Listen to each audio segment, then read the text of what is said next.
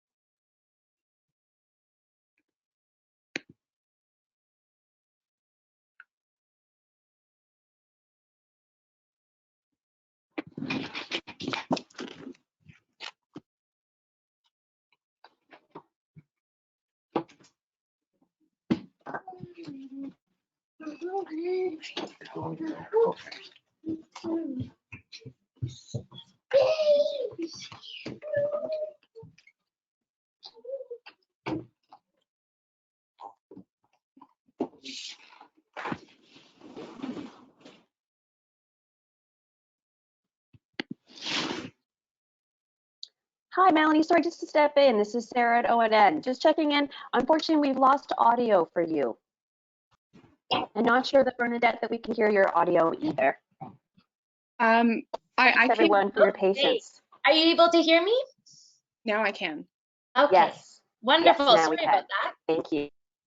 So it's great to see so many people interested in all the different things we're going to talk about today.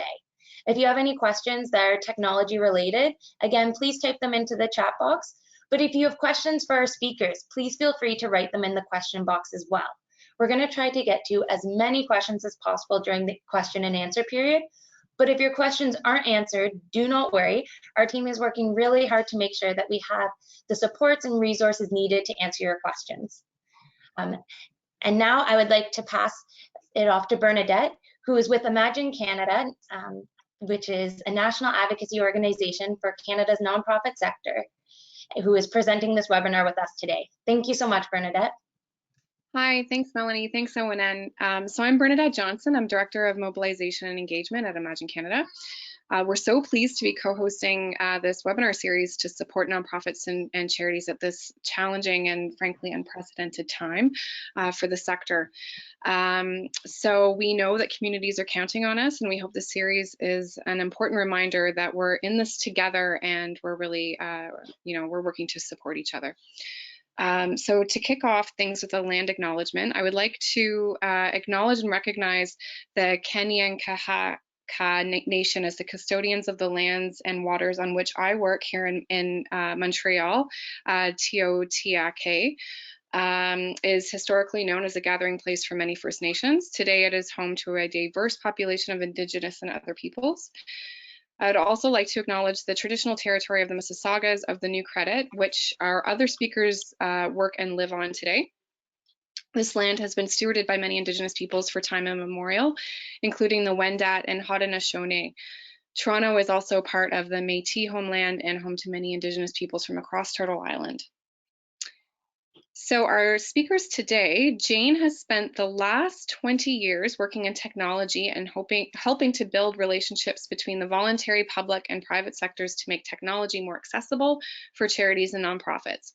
She has extensive experience in the IT field as well as the nonprofit sector, and particularly she's both founded and acted in a leadership role aimed at helping to bridge the digital divide.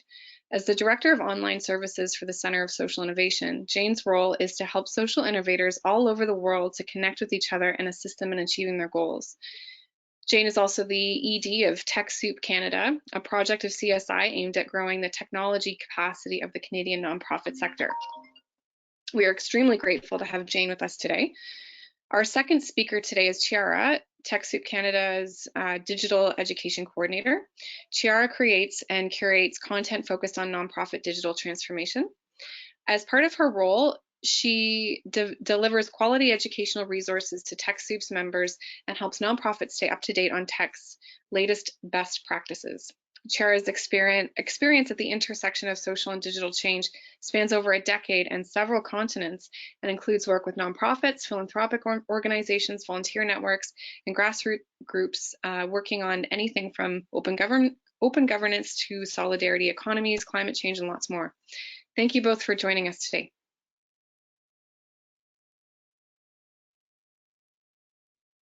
And I am unmuted now. Thanks, guys. Thank you for the introduction. As Bernadette mentioned, my name is Jane and the ED for TechSoup Canada. It's a pleasure to be here today. And today we're going to be presenting to you on how to run a nonprofit virtually during pandemic. Obviously, just to be perfectly honest, we're all doing this. We're trying to do a million things at once. So definitely we put together our presentation somewhat last minute. If you do have questions, please ask us at the end of this presentation. And so without further ado, I'll get started. We'll just go to the next slide. If it's not obvious, hi, we're from TechSoup Canada, and our mission is to help nonprofits to use technology effectively. I hope a lot of you have heard about us already, but if you haven't, I'm just going to speed through the next few slides just to give you a little bit of information about us. One of the main things that we do is the technology donations program. As Kira will tell you about the tools later, we do have a lot of tools available to charities and nonprofits and libraries for free or discounted on our website, and you can get started on www.techsoupcanada.ca. Outside of the technology donations program, we also offer a lot of free nonprofit tech resources through the learning articles in our learning center or through webinars that we host ourselves or through the newsletter that you can sign up.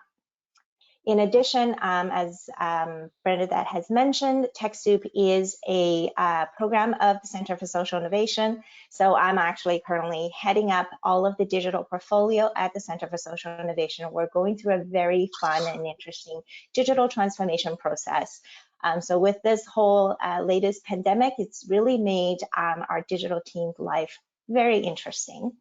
So if you are curious to learn more about the Center for Social Innovation, you can check us out at socialinnovation.org.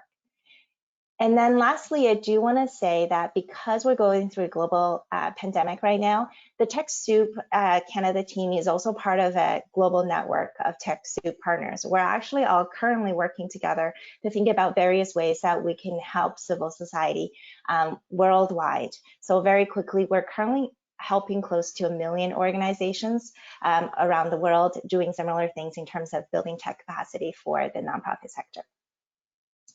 So if we go to the next slide, really for today, I hope to talk to you about a couple of things. One, at a time of pandemic, when we're trying to kind of get our feet under us, We definitely want to be able to operate virtually, but I think it's also important to think about how to foster engagement with your team members, your donors, your clients while we're trying to work digitally. Kara's going to take you through some really good tips and tricks and also some advice on how to work remote. And then lastly, I'm going to share some examples of what we're actually currently doing at the Center for Social Innovation and TechSoup.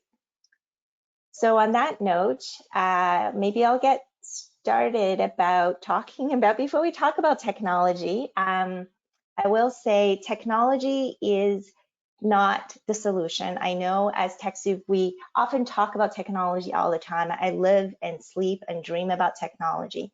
But at a time like this, technology is not a solution. It's only a tool to get to where you're going. So if we go to the next slide. First, people in your organizations, your donors, the people that you serve should come first and technology last.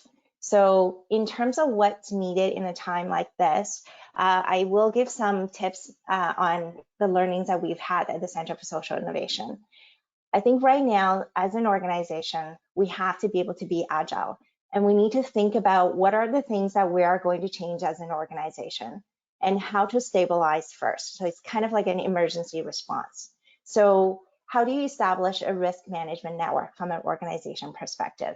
And then really think about your staff. Think about their mental health. Think about the way that they can, how to get them to be able to work somewhat productively with crying kids at home, and trying to balance work-life balance when you're working from home is hard.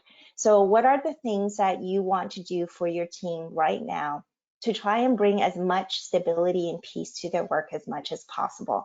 Once you've done that, then think about what are the pieces of your team's work that will change. So how do you protect the core, and where do you need to pivot?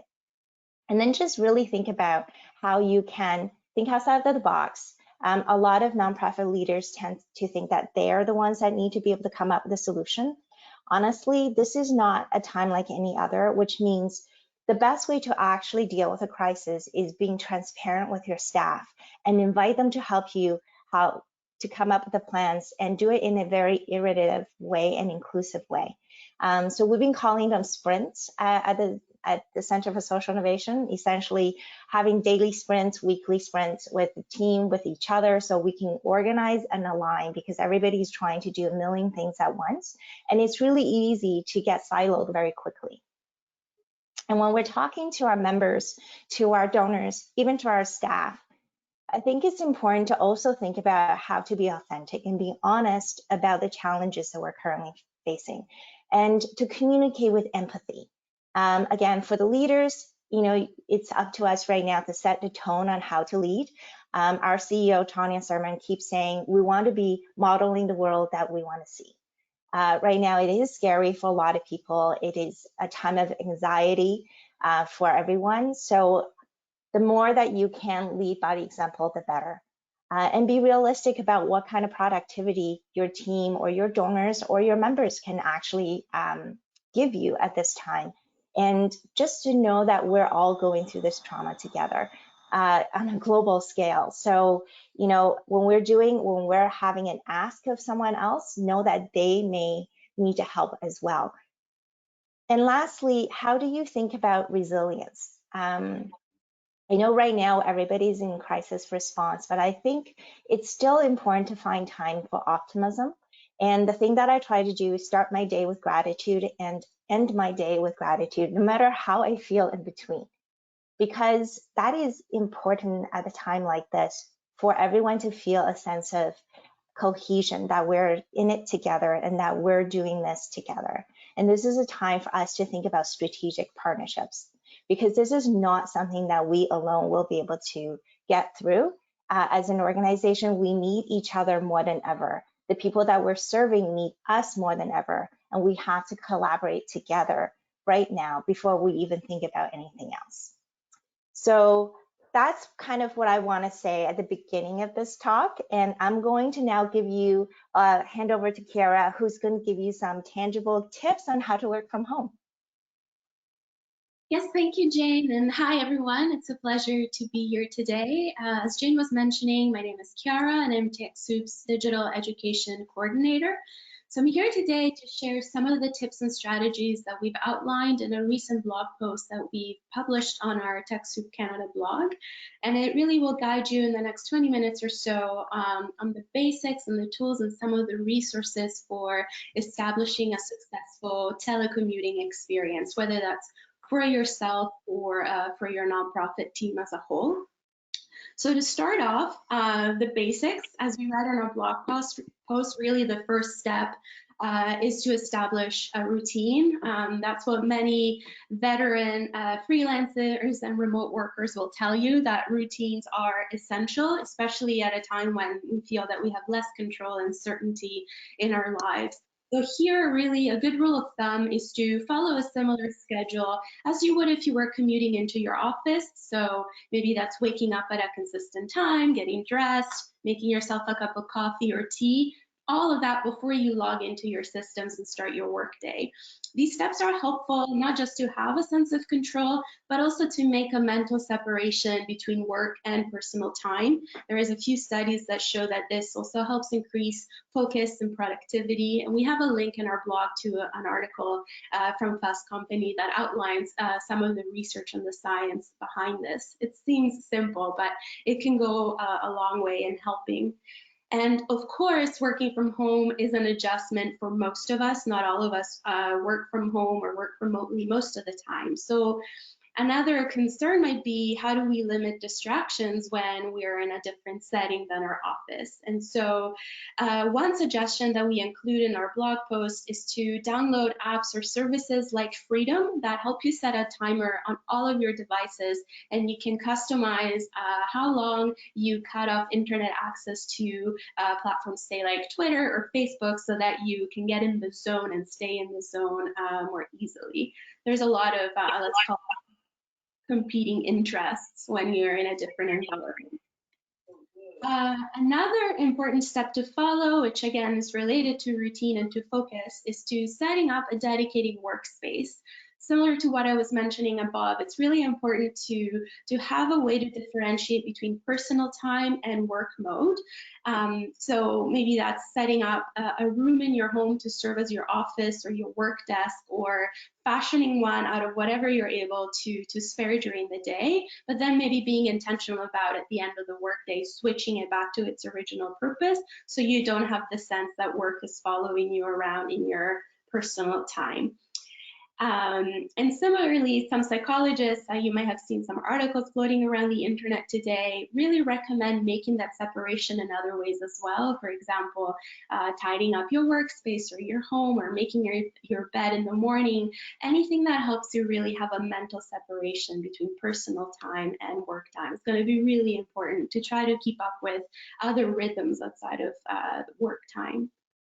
Continuing on with the basics, making yourself comfortable is obviously really important.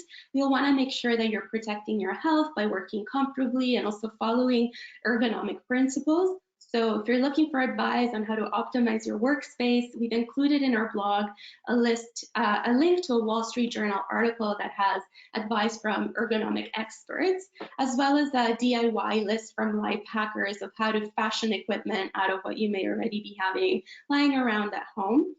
That said, if you don't have an ergonomic desk or chair, then stretching and taking breaks is going to be really more important than ever. And in a post, we linked to a series of videos on the YouTube channel of the Mayo Clinic for what they call Deskercise. They target different areas of the body, like your neck or your torso, and that can be really helpful to be more intentional about taking breaks and taking care of your body and your health in general during your workday. Another part of what makes working from home more successful as a sort of foundational basic is your technological equipment, obviously. So you'll want to make sure that you're assessing the equipment that you have at home. If your organization does not provide you with a work laptop or desktop, then checking in with your employer to make sure that you have permission to access work documents from home is a great idea, a good place to start. And also take a scan through what you have at home or what's available to you in terms of work equipment, maybe a working mouse or keyboard or microphone or webcam. Some people also prefer to use noise canceling headphones, especially if they're sharing their space now with kids or if they live on a noisy street. Anything that helps you improve the quality of your work from home experience will definitely come in handy right now. If you don't have noise canceling headphones, we found an app called Crisp that gives Apple users up to 240 minutes a week of free noise reduction. If you're not an Apple user, everybody else gets 60 minutes a week. And you may also be able to borrow equipment from your employer to take home. So don't be afraid to ask, because that also might be an option available to you. Of course, another all too important step is checking your Wi-Fi connection. So far, it seems that the internet networks have been able to tolerate the surge of video conferencing and demands on the network quite well, but there's a few things that you can do to strengthen your own personal connection from home. The first thing I'd say is to check on your router. If you have one that's older than 5 years, now might be a good time to upgrade. And one reason for that is because the newer routers are multi-band and they allow you to segment your wireless network. For example, separating it between a 5G and a 2.4G, and that can be really helpful if you're going to be relying on home internet for quite some time. You can also check with your internet service provider to get a sense of what your plans upload and download speeds are and what your limits are on a monthly basis.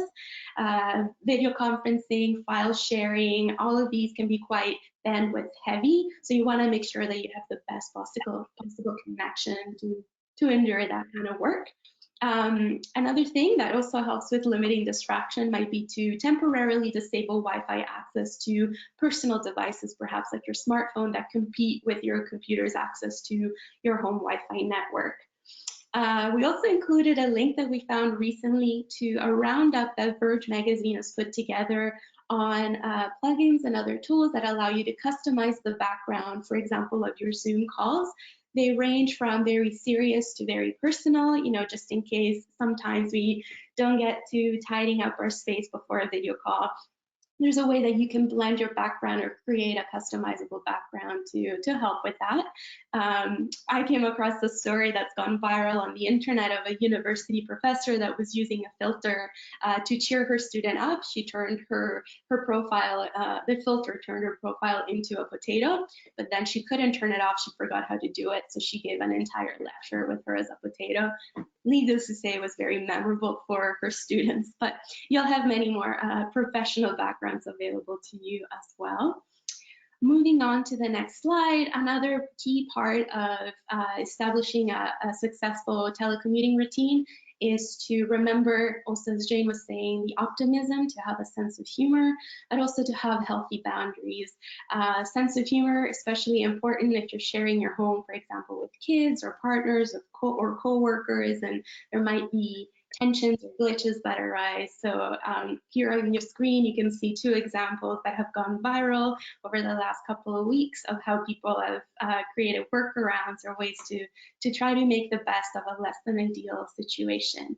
In terms of healthy boundaries, this alludes to the point I was making earlier. It's really easy to lose sight of the natural progression of the day and to perhaps work longer than normal because everything tends to sort of blend in together. Especially if you're in a leadership position, it's really important to signal to coworkers when you're signing off, perhaps in the form of a Slack message or another group update. This will help other coworkers have permission or feel personally able to then switch from work mode to personal time on a day-to-day basis. So I also mentioned that we will be covering some tools for working from home. So this is what I'll be getting into just now in this next section. So if you're a Techs of Canada member, you may already be familiar with a number of the services that we offer through our catalog. So here I'm going to highlight a few that are particularly relevant to working from home. So for video calls and teleconferencing, CallBridge and Zoom are excellent tools. They both work on mobile and desktop. They have high definition video and audio quality, and they all allow screen sharing. So both would be great options for that. In terms of online security, our catalog offers many versions of Bitdefender for antivirus screening or business security. We also have Norton subscriptions available to members to protect computers, tablets, smartphones, anything against the latest online threats. Okta is also really helpful for nonprofits to manage identity across different platforms, anything from the single sign-on to other management solutions. So something else to keep in mind. Then for work management and team coordination, especially if you work with more than one person in your office, which is most of us, Asana really is great to help nonprofit teams update, manage, and standardize work tasks across teams, and this is both on mobile and on web. On our blog post, we've linked to an article that Asana wrote called 5 Ways to Work from Anywhere that really doubles as a mini tutorial on how to use the tool if you're not already familiar with it. So I definitely would recommend checking that out. Still in our catalog, there's also Microsoft Office 365 and the Nonprofit Cloud. Those subscriptions allow you to really enhance work productivity and team collaboration across tools like Word, Excel, PowerPoint, Skype, and more. So those would all be great starting points for setting up telecommuting from home. And other free tools include Google's G Suite for nonprofits. It's a series of cloud-based collaborative tools. You might already know, for example, Google Docs or Sheets or Hangouts. These are all available freely to nonprofits. In addition, Google has recently been posting regular updates on how it's responding to COVID-19 and the crisis that has resulted from the spread of the virus. So as part of its effort, starting in early March, Google started releasing free access to advanced Hangouts, as well as G Suite for education. So if that applies to you, it's something worth checking out to see what else might be available to your organization. And another tool I'll mention is Slack, which is a sort of a smart alternative to email, as they describe themselves, and it's available both as free or as a paid version. And it's another way for teams to have a shared view of tasks and how they're progressing over time, and just staying updated on internal communication or project communication. So here too, they have a blog that has exceptional resources if you're new to using Slack or would like to deepen your understanding of the functionalities that the tool offers. And we link to a few on our blog post, for example, accessible training guides on how to use Slack remotely, and even coronavirus specific tips on adapting the way we work when offices need to close. So something else that might be worth checking out.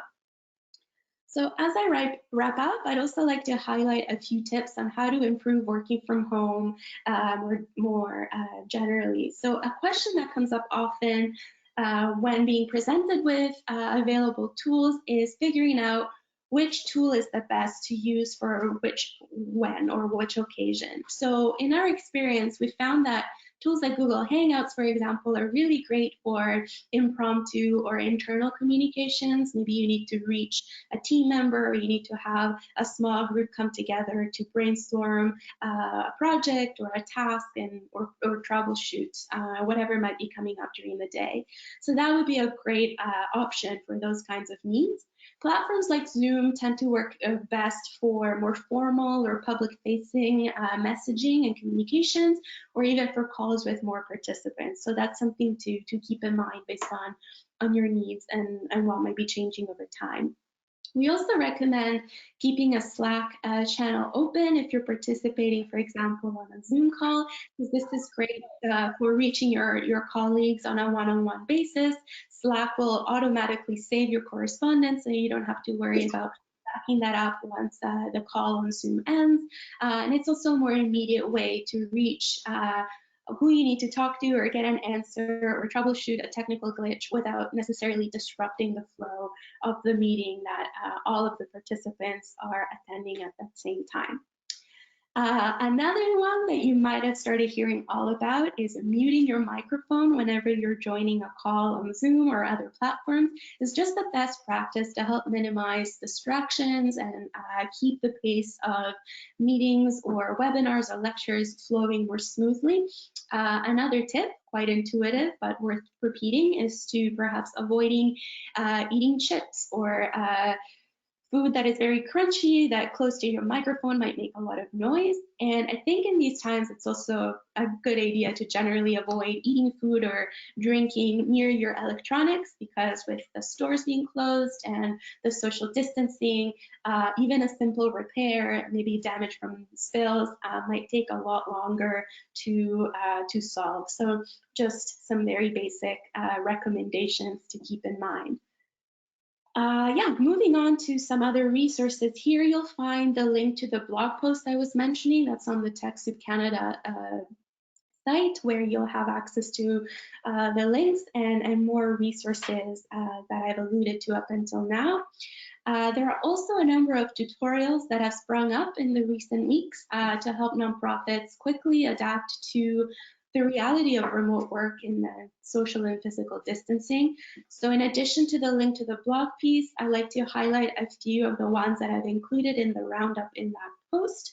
There's a collaborative open access document that's been developed by nonprofits for nonprofits, with anything from HR management to scenario planning. There's also a link to best practices for nonprofits in crisis communications, how to switch hosting an offline event to an online format, and lots more. So I really encourage you to check out the post if you are in need of guidance on any of those topics. And lastly, because the situation with COVID-19 is evolving quickly and a lot really is still unknown, we felt it was important to end this section of the presentation, as well as the blog post, with a few resources that put the need to work from home in greater context. And to us, a big part of that context is community care and solidarity. This is especially true for us in the nonprofit sectors, because we tend to work with populations that are already vulnerable or will become more vulnerable as a result of exposure to coronavirus or social distancing and so forth. So we wanted to leave you with some hopefully helpful and also encouraging resources to remember that we can all practice safe social distancing, but also build strong communities and care for one another in the meantime. So here I'll mention some links if you live with kids and you're looking for guidance on how to explain the situation to them or address their questions in ways that can protect their mental health. There's some links from CBC News and NPR that we link to in our blog.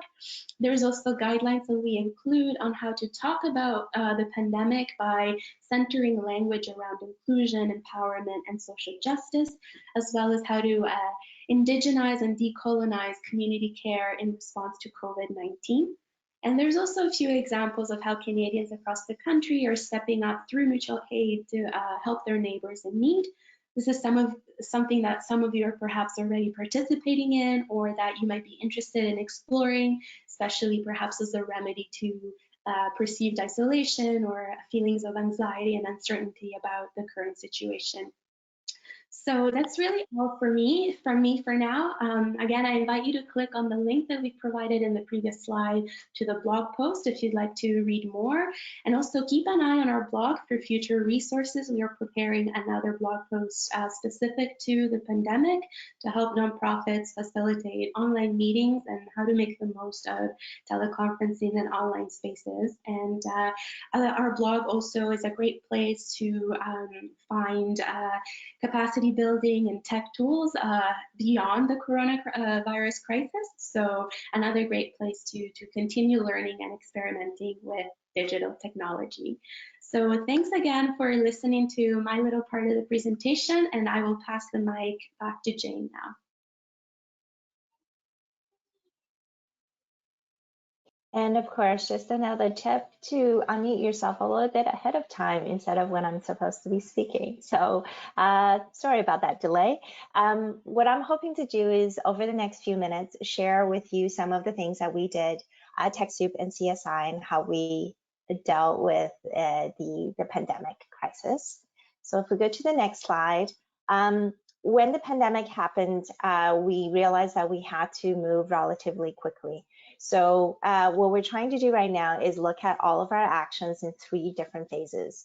The short term, which is the emergency response, and then how do we try to recover as an organization, and then how do we build for strategic alliance going forward.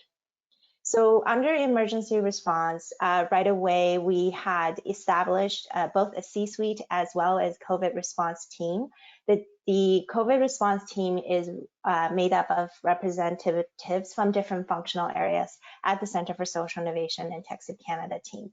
And together, we at first met daily and then weekly to think about what are some of the key things that for an organization we had to deal with. Obviously, one of the first things, I don't know about the rest of you, we're going through a budgeting process right now. And usually with our budgeting process, we do it by fiscal year. We realize very quickly that our revenues and there's going to be fundraising, there's a huge impact in terms of how we're going to function for the next while. And it's almost impossible to come up with a fiscal projection of what's going to happen in the middle of a pandemic. So as an organization, we decided to rethink how we're going to do our budgeting. So come up with an emergency budgeting process where we try our best to, with the best of our ability, come up with a 6-month plan of a budget, and then year and 18 month, and then bring this to the board to explain what we're dealing with and what are some of the areas that we think are high risk and what are some of the areas that needed focus. Then as an organization, we try to divide up into teams to have particular focus. One of the things we're trying to do right now is understand what government resources and programs are available both for us as an organization, but also to the members that we serve. And how do we try to get this information as quickly as possible for ourselves, but also to the members that we serve as well, and establishing a communication channel to our members so that we're able to communicate what are the things that we're doing differently and what are the things that we're trying to change for the better. I don't know how many of you know about the Center for Social Innovation, but we are also a co-working space. So as you can imagine, where a co-working space is built for community and interactions, built for people to come together. Right now during a pandemic, it is the last place, obviously, we wanted to build community. So unfortunately, we've had to shut down the physical spaces. That did cause a lot of disruption to our community team. And we had to go through a HR process of thinking about which teams are going to do work as normal. And so the TechSoup team has decided to focus on as much as possible getting tools to our members and making sure that the educational pieces, the work that Kara is doing is still being done. And we're trying to cause as least amount of disruption to the TechSoup team as possible, while the community team is thinking about entirely new ways that they can support the members. As Kara had mentioned, it's really important at a time like this to establish routines. So we've had to really think very quickly for our staff as well as for our members how to establish online rituals to build social cohesion. So for the staff, we have morning meditation that starts at 9 o'clock every morning. And then we have a lunch that we get together at lunchtime to try and just not talk about work and be able to joke around and be able to at least see each other virtually.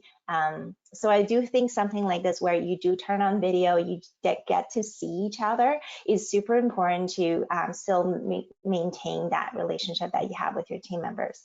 And we're currently rolling that out to our members in our spaces to make sure that the things that they valued with us in the first place, which is that sense of community and belonging, as much as possible, we're trying to create that virtually for them as well, so that they know that they're being cared for and we're thinking about them and we're here to serve them. So for the community well-being piece, we've had to also try and think about how to pull together these resources that we thought was useful and get it to them. We created a Slack channel for both the staff as well as for members. So for the staff is really, as Kara had mentioned, a collaborative tool. We have our meetings on Zoom, and then in the Slack channels try to follow up with each other. And this has been super helpful in terms of cross-team collaboration, because you may not need everybody in the Zoom meeting, but you may want to ask somebody a really quick question. So making sure the person is monitoring the Slack channel while they're not necessarily in the Zoom meeting allows for them to participate, but also have the time to actually focus on their own work.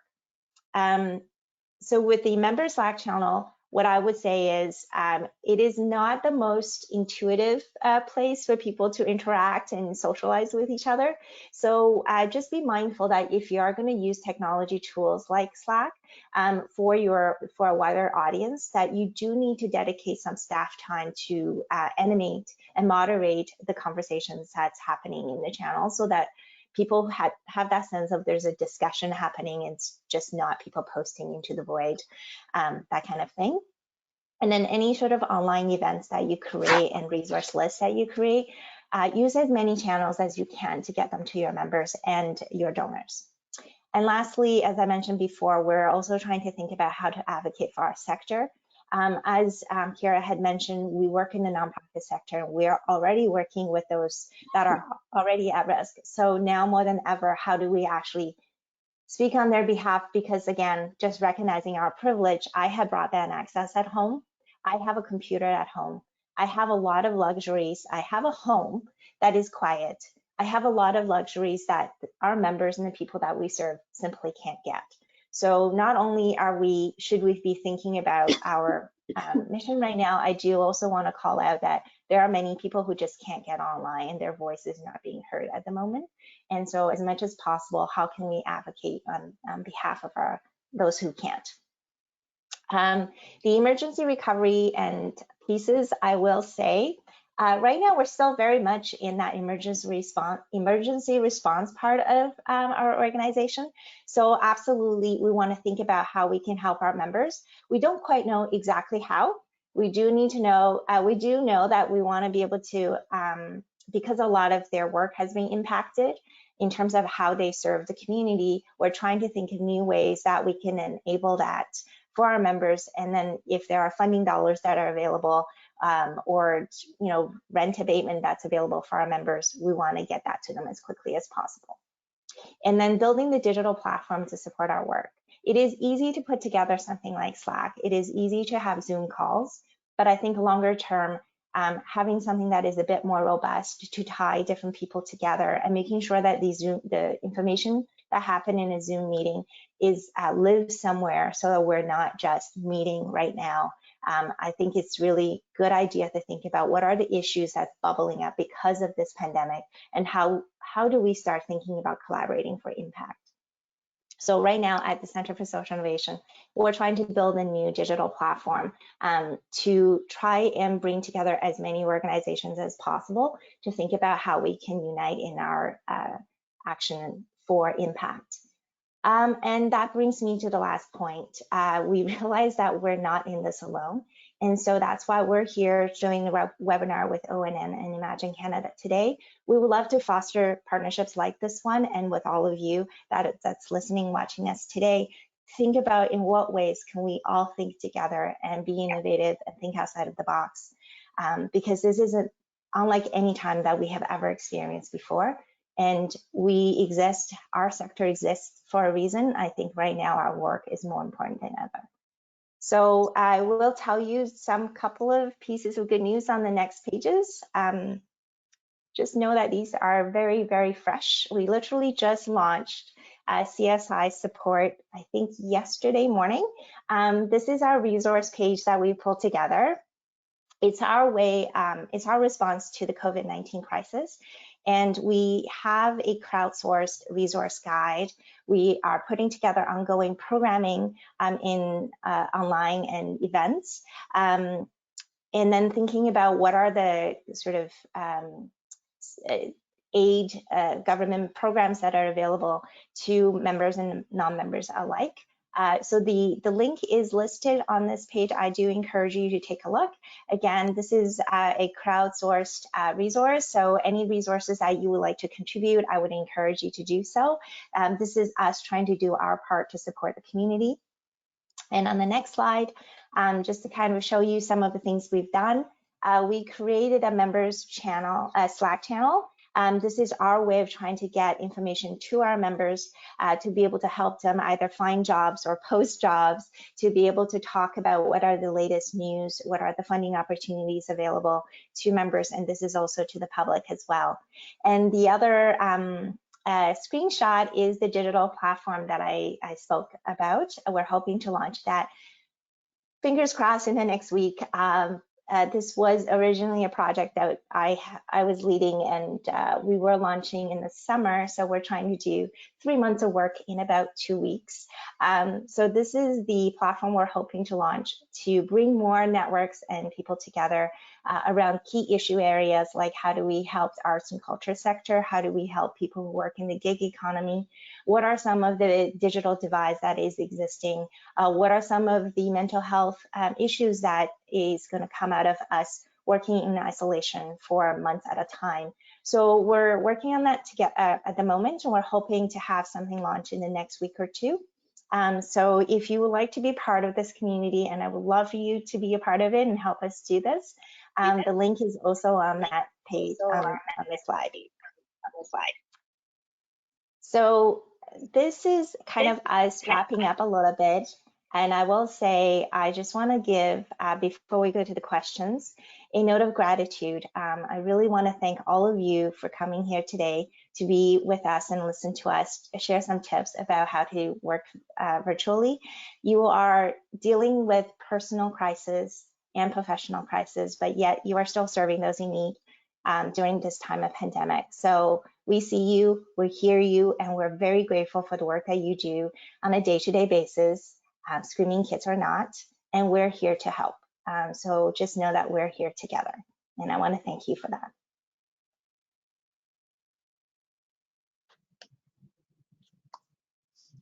Amazing. Thank you so much. So now we're going to move to the question and answer period. So if you do have any questions, please type them in right now. So I'll just give you a minute to do that. So while you're doing that, I can see them coming in, which is great. The first one we have is a security question. So during your presentation, you had talked about Zoom meetings, but Zoom right now is getting a lot of criticism about their security and privacy concerns. So this is kind of like a two-pronged question. So the first one is, are there other platforms that you can use that would be more secure? And then the second one is, or are there things that we can be doing while using Zoom to help increase the security? And that can be for... I can start that one and maybe pass off to Kiara, if that's okay. I can speak on in terms of tips for Zoom meetings. What are a lot of the security issues that has surfaced about Zoom is a lot of the time is when people post a link to a Zoom meeting publicly. What that means is anybody that can find a link on the internet will be able to join that meeting. So one of the things I would suggest is do think about putting a password on your Zoom meeting, and maybe try not to send a link out in a public way. That limits the kind of malicious or just anybody to be able to enter. The other one is there are security issues around malware being shared through people sharing their images in Zoom meetings. Again, limiting who attends your meeting and who can do what within the Zoom meeting itself, I think will increase in the security, but I will now pass it to Kiara to talk more about it and other options as well. Yeah, and I'll preface this by saying I'm not in no way a digital security expert, but another tip that has been circulating among teams is to also pay attention to participants. If it's not a really large public event, but perhaps a medium-sized or an internal one, pay attention to who is in the participants in the attendees list, and if there's any that you don't recognize, you have the option of restricting their access, or at least verify who they are before you allow them continued access. And then for recommendations on how to improve the security, I know that the Electronic Frontiers Foundation, as well as Vice's tech section, Motherboard, have been posting articles and resources. So those would be two good starting places for tracking the story and learning more tips and solutions as they come up. So that's the other thing I would add.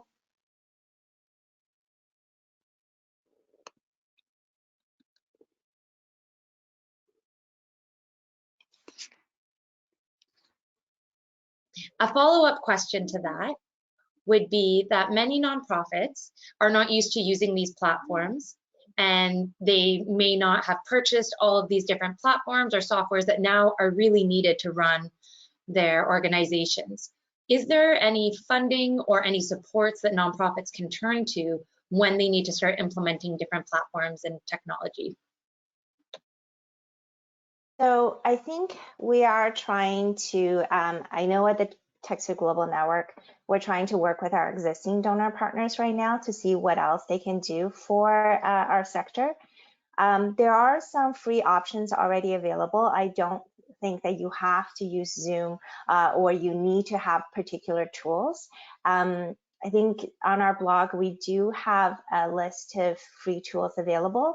Google Hangout is a very good option in terms of the G Suite is already free for most nonprofits, as well as Office 365 from Microsoft. Most of them come with tools that you can already use out of the box for free. Slack as well. So I do believe a lot of the tools that had time limitations are removing them for the time being during the pandemic. But this is one of those things that we would love to advocate further, not just with our donor partners, but also thinking about are there government funding that's available. I do want to call out too, having the tools itself isn't always just the thing that you need. Oftentimes, not having the access to bandwidth for your internet is a big challenge as well. So those are some of the pieces that we have been thinking about. And again, we love to think about how we can work with the wider community to advocate on our behalf, on everyone's behalf.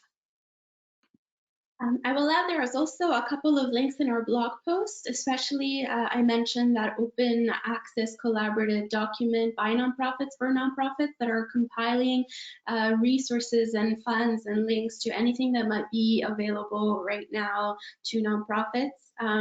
So I know there's been some movement around emergency funding and crisis fundraising. So you'll find some perhaps leads on the document, and also other organizations like Community Foundations Canada are posting roundups. So checking out their Twitter would be a great place, and other sector news outlets like the Chronicle of Philanthropy are tracking the story. So they may be posting links to funds or grants as they become available. So just keeping an eye out for what's out there. Thank you. That's really helpful. And we're getting a lot of comments about different deals that are available for nonprofits. We'll make sure that in the follow-up email that we do link to your guys' blog and some links so that way people can access those.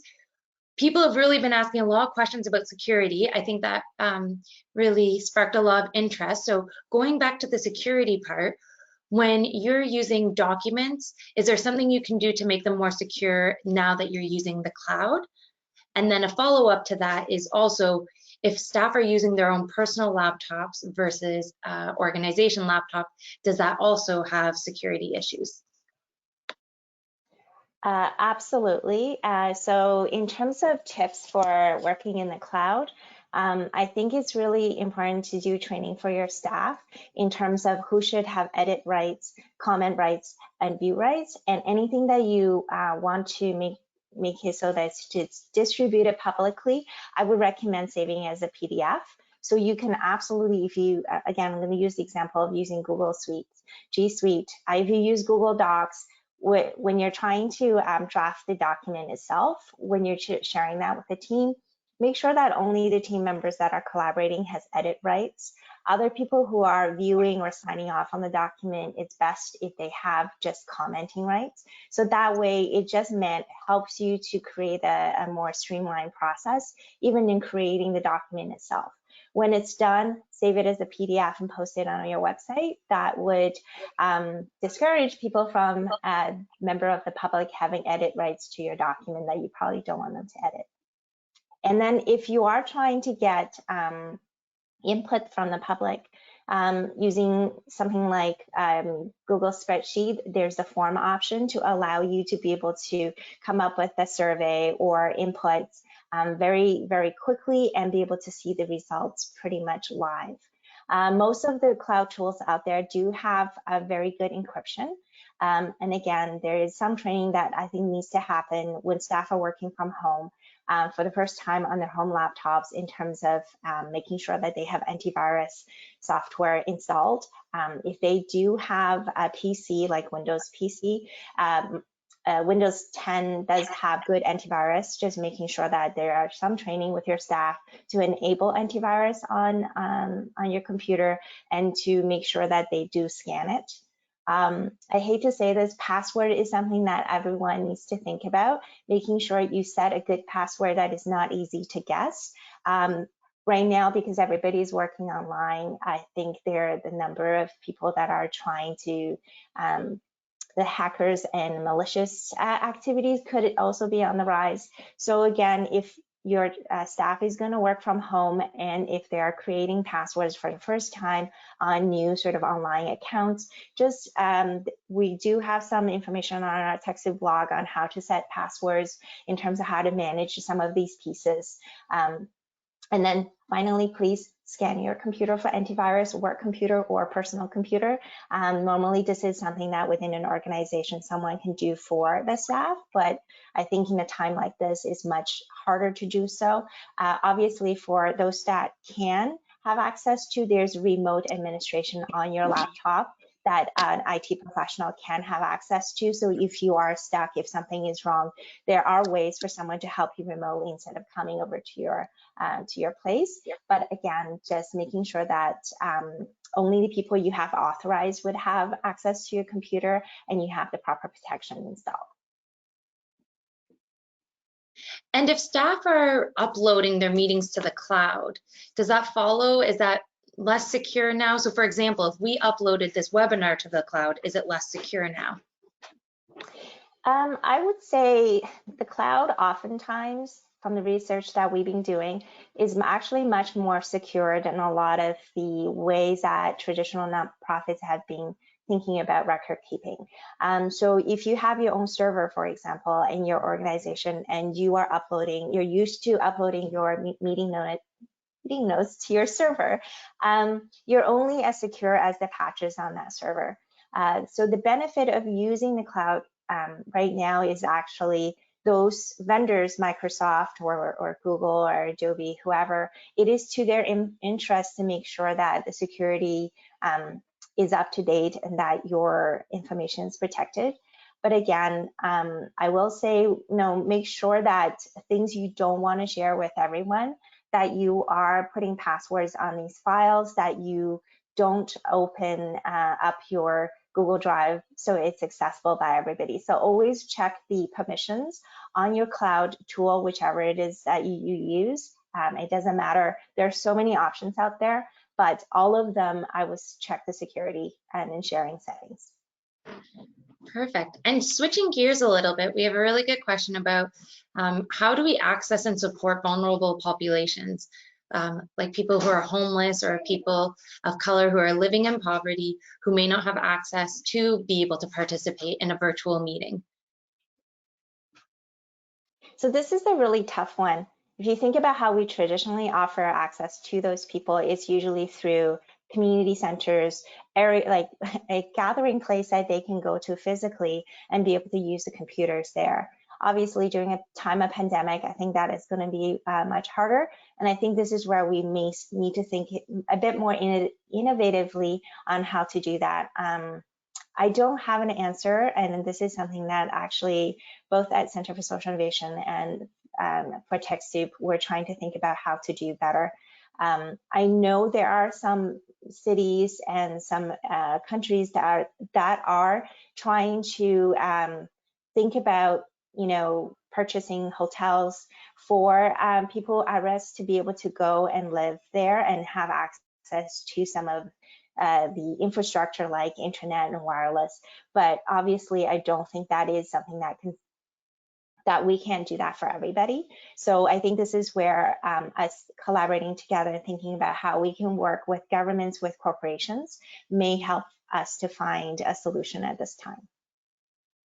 Can I add really to that? On Twitter, we posted an article by Human Rights Watch in the world, acknowledging that nearly half the world does not have access to the internet, so there's vulnerable populations, there's many of them. So they had some really helpful prompts and resources and information about actions that is being undertaken around the world that might be a good starting point.